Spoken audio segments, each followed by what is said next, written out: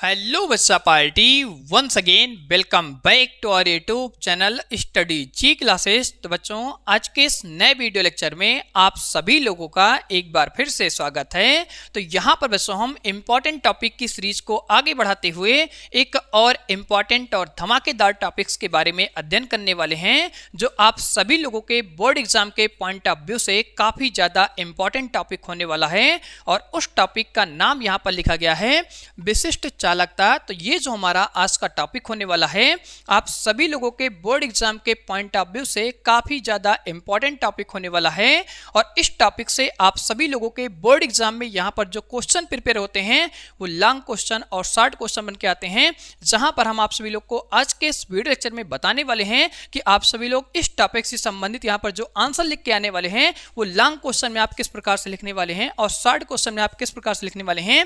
इन्हीं के बारे में आज के इस वीडियो लेक्चर में आप सभी लोग को हर एक बेसिक पॉइंट, हर एक basic concept step to step यहां पर हम बताने वाले हैं। साथ में आप सभी लोग को सिस्टमैटिक तरीके से समझाने वाले हैं कि इस टॉपिक के अंदर में आप सभी लोग अपने बोर्ड एग्जाम के अंदर में किस प्रकार से आंसर शीट को लिख के आने वाले हैं। तो इसी के साथ आज का हम ये इंपॉर्टेंट टॉपिक स्टार्ट करते हैं। अगर आप सभी लोग को आज की वीडियो पसंद आती है तो इस वीडियो को लाइक, शेयर और सब्सक्राइब जरूर करिएगा और अपने दोस्तों के साथ में इस वीडियो लेक्चर को ज्यादा से ज्यादा शेयर करिएगा।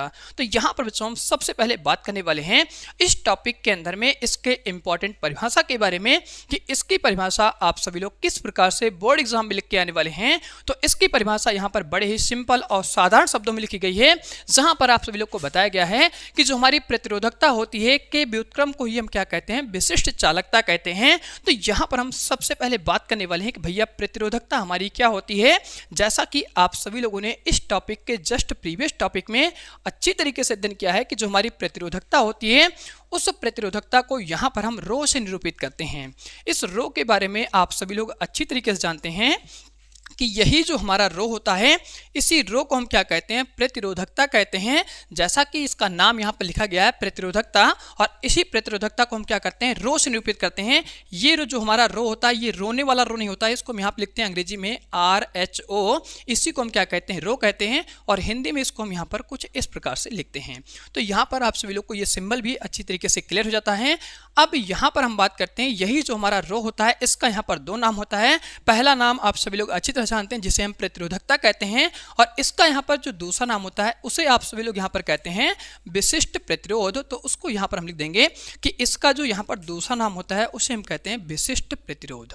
तो यहाँ पर आप सभी लोग को इसके दोनों नामों के बारे में अच्छी तरीके से जानकारी होनी चाहिए कि इसका यहाँ पर दो नाम होता है। पहला नाम इसका होता है प्रतिरोधकता और इसका जो दूसरा नाम होता है उसे हम कहते हैं विशिष्ट प्रतिरोध। और इसको हम क्या कहते हैं, रो कहते हैं। रो को इंग्लिश में हम इस तरीके लिखते हैं, हिंदी में हम इस तरीके से लिखते हैं। तो यहाँ पर आप सभी लोग इसकी परिभाषा में लिखे हैं कि जो हमारी प्रतिरोधकता होती है इसी के व्युत्क्रम को ही हम क्या कहते हैं, विशिष्ट चालकता कहते हैं। तो ये तो इसकी यहाँ पर परिभाषा होती है। अब इस परिभाषा के माध्यम से हम इसका फॉर्मूला किस प्रकार से लिखने वाले हैं, जिसको यहाँ पर हम मैथमेटिकल फॉर्म में रिप्रेजेंट करने वाले हैं। तो इसका यहाँ से हमारा फॉर्मूला होता है कि जो हमारी चालकता होती है उसको हम यहाँ पे सिग्मा दिखाते हैं, और जो हमारी प्रतिरोधकता होती है रो, अगर इसी को हम क्या करते हैं 1/, करके इस तरीके से लिखते हैं, तो इसी को हम क्या कहते हैं, प्रतिरोधकता का व्युत्क्रम कहते हैं। और यही जो हमारी वैल्यू होती है किसके बराबर होती है, सिग्मा के बराबर होती है।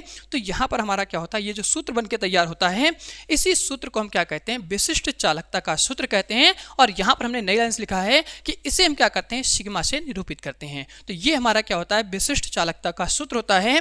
तो इस फॉर्मूले के बारे में आप सभी लोग को अच्छी तरीके से जानकारी हो जाती है कि यहाँ पर जो हमारा रो होता है और यहाँ पर जो हमारी विशिष्ट चालकता होती है, इन दोनों का आपस में किस प्रकार से संबंध होता है, और इस संबंध को यहाँ पर हम मैथमेटिकली किस प्रकार से फार्मूले के माध्यम से रिप्रेजेंट करते हैं, यहाँ तक आप सभी लोग को अच्छी तरीके से जानकारी हो जाती है। अब यहाँ से हमारा क्वेश्चन स्टार्ट होता है कि अगर ये टॉपिक हमारा लॉन्ग में आता है तो किस प्रकार से हम लिख के आएंगे, अगर यही टॉपिक हमारा शॉर्ट में आता है तो किस प्रकार से उस आंसर को हम लिख के आने वाले हैं, इसके बारे में हम आपको जानकारी देने वाले हैं। तो सबसे पहले यहाँ पर हम बात करने वाले हैं कि अगर ये टॉपिक हमारा लॉन्ग क्वेश्चन में आएगा तो कैसे हम करके आने वाले हैं और उसका आंसर शीट हम कैसे लिखेंगे। तो यहाँ पर हम क्या करने वाले हैं, ये जो हमारी विशिष्ट चालकता होती है इसका हम एक संबंध यहाँ पर इस्टेब्लिश करने वाले हैं, जहाँ पर आप सभी लोग अच्छी तरीके से जानते हैं कि जो हमारी वैद्युत क्षेत्र की तीव्रता होती है उसको हम यहाँ पर ई से निरूपित करते हैं, जो एक वेक्टर राशि होती है।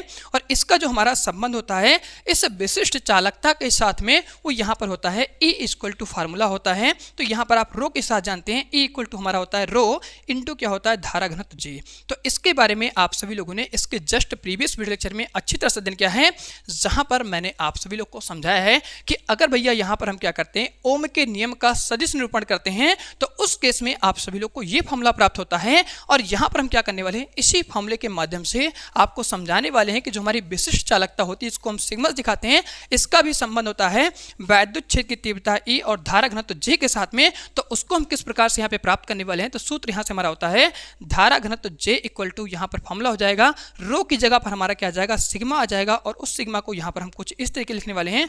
साथ ही में यहाँ पर हमारी क्या होती है वैद्युत क्षेत्र की तीव्रता होती है। तो ये जो हमारा संबंध होता है वो विशिष्ट चालकता के साथ में होता है जो वैद्युत क्षेत्र की तीव्रता E और धारा घनत्व J के साथ होता है। तो इस फार्मूले को हम क्या करने वाले हैं इस टॉपिक के अंदर में ड्राइव करने वाले हैं कि किस प्रकार से हम इस रिजल्ट को प्राप्त करने वाले हैं। तो यहाँ पर हम क्या करते हैं सबसे पहले इस रिजल्ट को यहाँ पर हम लॉन्ग क्वेश्चन के फॉर्म में बताएंगे और उसके बाद हम क्या करेंगे इस रिजल्ट को यहाँ पर शॉर्ट क्वेश्चन के फॉर्म में बताने वाले हैं। तो सबसे पहले हम क्या करते हैं यहाँ पर हम लिखने वाले हैं कि जो हमारा फार्मूला होता है प्रतिरोधकता का, जहां पर आप सभी लोगों ने अच्छी तरीके से ज्ञात किया है कि जो हमारा प्रतिरोधकता का सूत्र होता है वो यहाँ से चलता है rho equal to R into यहाँ पर होता है A और डिवाइड में यहाँ चलता है L। तो इस फॉर्मूले के बारे में आप सभी लोग अच्छी तरीके से अध्ययन कर चुके हैं कि यही जो हमारा सूत्र होता है इसी सूत्र को हम क्या कहते हैं प्रतिरोधकता का सूत्र कहते हैं। अगर आप सभी लोग को इस फॉर्मूले के बारे में जानकारी नहीं है तो लिंक आप सभी लोग को सभी वीडियोस का इस वीडियो के नीचे डिस्क्रिप्शन बॉक्स में मिल जाएगा। आप सभी लोग जा करके अच्छी तरीके से इस सूत्र के डेरिवेशन के बारे में अध्ययन कर सकते हैं। तो इसी फॉर्मूले का हम यूज करने वाले हैं और आपको बताने वाले हैं कि इस फॉर्मूले के माध्यम से हम कैसे ये फॉर्मूला यहाँ पर डिराइव करने वाले हैं। तो यहां पर हम सबसे पहले क्या करते हैं इस फॉर्मूले की मदद से यहां पे रो की वैल्यू निकाल लेते हैं। तो यहां पर हम रो का जब मान निकालेंगे तो आप जानते हैं रो हमारा इधर आ जाएगा, सिग्मा यहां पर आ जाएगा। तो रो को आपको यहां पर जो वैल्यू मिलती है रो इक्वल टू यहां पे सूत्र हो जाएगा 1/सिग्मा। तो यहां पर हम क्या करते हैं इस तरीके से रो का मान निकाल लेते हैं और इसको यहां पर हम क्या करते हैं समीकरण नंबर 1 मान लेते हैं। अब हम नई लाइन्स लिखने वाले हैं प्रतिरोधकता के सूत्र के अनुसार। तो यहां से हमारा डेरिवेशन स्टार्ट हो जाता है। तो यहां से हम लिखेंगे प्रतिरोधकता के सूत्र अनुसार। तो यहां पर आप जानते हैं जो प्रतिरोधकता का सूत्र होता है रो इक्वल टू सूत्र होता है प्रतिरोध R इंटू यहाँ पर आपका चलता है अनुप्रास्थ काट क्षेत्रफल A डिवाइड में यहाँ पर आपका चलता है चालक की लंबाई L। तो यहाँ पर आप क्या करते हैं इस प्रकार से प्रतिरोधकता का सूत्र ध्यान रखते हैं। अब यहाँ पर हम क्या करने वाले हैं सबसे पहले R की वैल्यू रखने वाले हैं। तो यहाँ पर आप जानते हैं अच्छी तरीके से कि जो ओम बाबा का यहाँ पर हमारा सूत्र होता है अदिश रूप में वो यहाँ से आपका चलता है V इक्वल टू RI।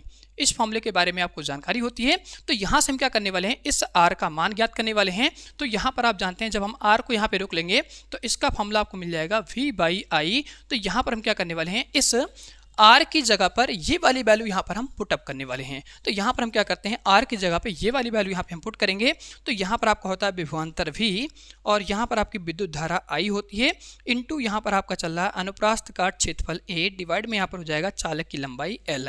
अब यहाँ पर आप सभी लोग जानते हैं कि इस धारा घनत्व को यहाँ पर हम किस प्रकार से लाने वाले हैं और वैद्युत क्षेत्र की तीव्रता E हम यहाँ पर किस प्रकार से लाने वाले हैं। तो इस केस में आप सभी लोग इस फॉर्मूले के बारे में अच्छी तरीके से जानते हैं कि E का जो हमारा सूत्र है इसको यहाँ पर हम क्या करते हैं आपको यहाँ पर समझाते हैं कि वैद्युत क्षेत्र की तीव्रता का जो यहाँ पे सूत्र होता है वो यहाँ पर आपका चलता है विभवांतर बटे यहाँ पर होता है L। ठीक इसी प्रकार से आप जानते हैं यहाँ पर जो धारा घनत्व का सूत्र होता है वो आपका चलता है I/A। तो हम क्या करने वाले ये वाला रिलेशन यहाँ पर बनाने वाले हैं। तो इस रिलेशन को बनाने के लिए हम क्या करते हैं यहाँ पर जो हमारी वैल्यू है इस वैल्यू को हम आपस में क्या करने वाले हैं इंटरचेंज करने वाले हैं। तो सबसे पहले हम क्या करते हैं इस रो की वैल्यू को उठा के यहाँ पे पुटअप करेंगे और साइड में यहाँ पर हम मेंशन कर देते हैं कि जो R की वैल्यू होती है वो बराबर होती है यहाँ पर V/I के। अब यहाँ पर हम क्या करते हैं इसको आपस में इंटरचेंज करेंगे। तो सबसे पहले हम रो की वैल्यू रखने वाले हैं। तो रो की वैल्यू यहाँ पर आपको मिलती है 1/सिग्मा। तो रो की जगह पे हम लिखने वाले हैं 1/सिग्मा इक्वल टू यहाँ पर आपका चल रहा है V और V के नीचे हम क्या करेंगे इस प्रकार से L को लिख लेंगे इंटू आपका यहाँ से हो जाएगा A इंटू क्या चल जाएगा यहाँ पर I। अब यहाँ पर आप जानते हैं कि यहाँ पर जो हमारा A/I होता है अगर हम इसका व्युत्क्रम करते हैं तो आपको मिलता है I/A और I/A क्या होता है J के बराबर होता है। तो यहाँ पर हम इस चीज़ को प्राप्त करने वाले हैं। तो इनको हम आपस में इधर भेज देंगे और ये जो हमारी वैल्यू होने वाली है A/I इसको हम इधर साइड लाएंगे तो ये आपस में व्युत्क्रम हो जाएगा। तो यहाँ पर आपको रिजल्ट मिलता है कि जो हमारा A/I होता है उसको हम यहाँ पे लिखने वाले हैं I/A और यहाँ पर जो आपका ये सिग्मा होता है, जब इधर हम मल्टीप्लाई करेंगे तो यहाँ पर आपका आ जाएगा सिग्मा, और जो हमारा V/L है इसको यहाँ पर हम क्या करने वाले हैं, सेम एज इट इज यहाँ पे लिखने वाले हैं। तो यहाँ पर आपको मिल जाता है V/L। अब आप जानते हैं कि I/A जो होता है किसके बराबर होता है, J के बराबर होता है। तो यहाँ पर हम I/A की जगह पर J को लिखने वाले हैं, जो एक सदिश राशि होती है।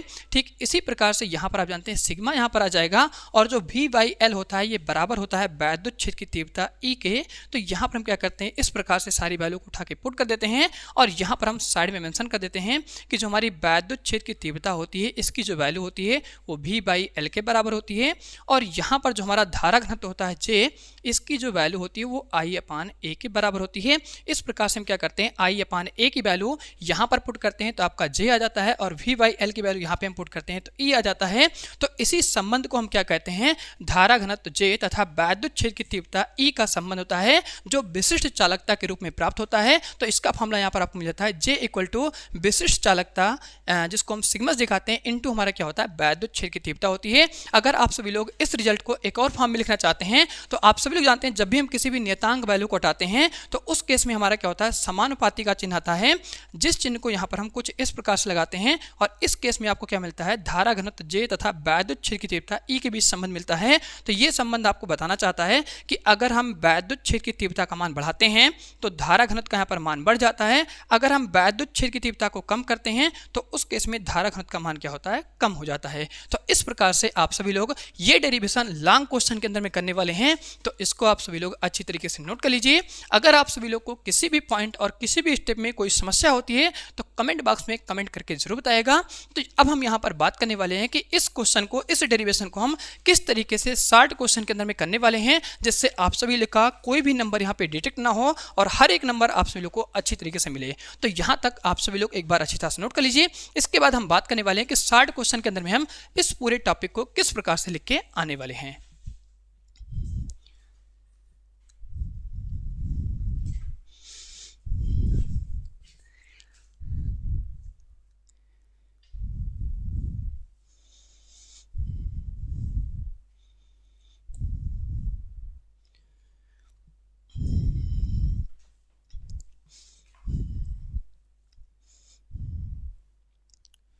तो यहाँ तक बच्चों आप सभी लोगों ने अच्छी तरीके से नोट कर लिया होगा। तो अब हम यहाँ पर बात करने वाले हैं कि अगर ये टॉपिक हमारा शॉर्ट क्वेश्चन के अंदर में आता है तो किस प्रकार से हम इस रिलेशन को स्टेब्लिश करने वाले हैं, इसके बारे में आपको हम जानकारी देते हैं। तो इस केस में आप सभी लोग को यहाँ पर करना कुछ नहीं है, सिंपल तरीके से अपना लॉजिक इस्तेमाल करना है। लॉजिक क्या होता है, आप सभी लोग जानते हैं कि जो यहाँ पर हमारा ओम के नियम का सदिश निरूपण होता है, उसी सूत्र को यहाँ पर हम डायरेक्ट लेके चलने वाले हैं, और यहाँ पर हम क्या करने वाले हैं, सिंपल तरीके से यहाँ पे रो की वैल्यू को उठा के पुट कर देंगे, आप सभी लोग को सिंपल यहाँ पे ये रिजल्ट मिल जाएगा। तो यहाँ पर हम बात करने वाले हैं कि शॉर्ट क्वेश्चन के अंदर में हम इस टॉपिक को किस प्रकार से करने वाले हैं। तो यहाँ पर हम सबसे पहले लिखने वाले हैं ओम के नियम के सदिश निरूपण के अनुसार। तो यहाँ से हम लिखेंगे ओम के नियम के सदिश रूप से, ये बात आपको जरूर अपने डेरिवेशन में डालना है। अब आप यहाँ पर जानते हैं कि जो हमारा ओम का नियम का सदिश निरूपण होता है, वैद्युत क्षेत्र की तीव्रता E = यहाँ पे फॉर्मूला होता है रो इंटू धारा घनत्व J होता है। अब इस केस में आप सभी लोग जानते हैं कि समीकरण 1 से यहाँ पर हम क्या करते हैं, रो की वैल्यू निकाल रखे हैं, तो इसको यहाँ पर हम पुट करेंगे तो यहाँ पर आपकी हो जाएगी वैद्युत क्षेत्र की तीव्रता E, और रो की जगह पे हम क्या करने वाले 1/, यहाँ पर सिग्मा को लिखने वाले हैं, तो 1/σ हो जाएगा इंटू यहाँ पर आपका चला धारा घनत्व J। अब इस केस में आप सभी जानते हैं, इसको अगर हम यहाँ पे थोड़ा सा यहाँ पे सॉल्व करेंगे तो इस केस में आपको फॉर्मूला मिल जाएगा वैद्युत क्षेत्र की तीव्रता E = यहाँ पर धारा घनत्व J डिवाइड में आपका चल रहा है सिग्मा, और अगर हम सिग्मा को इधर यहाँ पे मल्टीप्लाई कर देंगे तो इस केस में आप सभी लोग को फॉर्मूला मिल जाता है धारा घनत्व J = सिग्मा इंटू यहाँ पर आपकी वैद्युत क्षेत्र की तीव्रता। तो इस प्रकार से आप सभी लोग इस टॉपिक को, इस क्वेश्चन को लॉन्ग में और शॉर्ट में दोनों में अच्छी तरीके से कर सकते हैं। और यहाँ पर आप सभी लोग इस टर्म के बारे में अच्छी तरह जानते हैं कि जो हमारा J होता है इसे हम क्या कहते हैं, धारा घनत्व कहते हैं, और यहाँ पर जो हमारी E होती है इसको हम क्या कहते हैं, वैद्युत क्षेत्र की तीव्रता। तो यहाँ से हम लिख देंगे इसको हम कहते हैं वैद्युत क्षेत्र की तीव्रता, और ये जो हमारा सिग्मा होता है इसे हम क्या कहते हैं, विशिष्ट चालकता कहते हैं, जो एक नियतांक पहलू होती है। तो यहाँ पर लिख देंगे इसको बोलते हैं विशिष्ट चालकता, जो एक नियतांक वैल्यू है। तो यहाँ पर आप सभी लोग को इस फार्मूले के हर एक टर्म के बारे में अच्छी तरीके से जानकारी हो जाती है। और इसी के साथ आपका ये जो टॉपिक होता है ये कंप्लीट होता है। अगर आप सभी लोग को किसी भी पॉइंट और किसी भी टॉपिक में कोई भी समस्या, कोई भी दिक्कत हुई हो तो कमेंट बॉक्स में कमेंट करके जरूर बताएगा। और अगर आप सभी लोग को यहाँ पर वीडियो पसंद आती है तो वीडियो को लाइक, शेयर और सब्सक्राइब जरूर करिएगा। तो इसी के साथ आज का टॉपिक हम इसी पे एंड करते हैं। अब मिलते हैं आप सभी लोगों से बहुत जल्द नेक्स्ट वीडियो लेक्चर के साथ में।